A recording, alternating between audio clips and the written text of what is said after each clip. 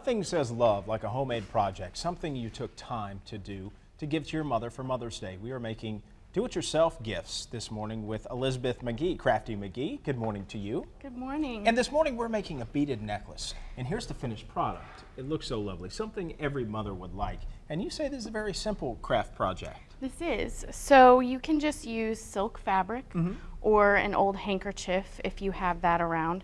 And you want to cut a long strip of the fabric and you want to fold it on itself right size facing and sew all along that open side, leaving the edges so that it would look something like this once you've sewn it. So you want to sew it inside out? Why is that? So what you're going to do is turn it right back out so that the correct side of the fabric is out and the seam is hidden. Perfect. So once you've done all that. And really the width is determined on what size beads you put in there. That's right. The bigger the bead, the bigger the strip of fabric you want.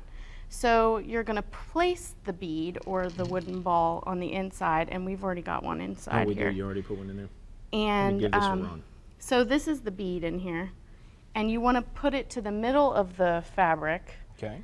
And you want to tie a knot on both sides.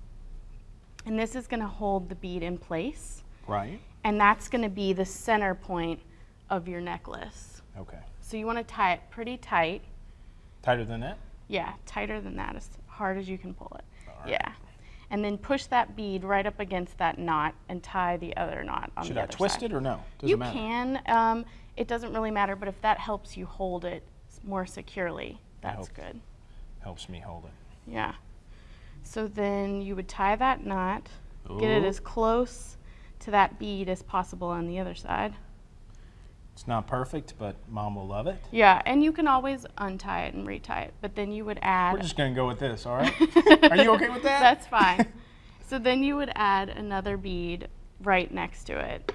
Gotcha, and just keep doing that until you have the finished product right there. And then, so I used 11 beads. So there's a center bead and then 5 on each side. And this is what it looks like when you're done.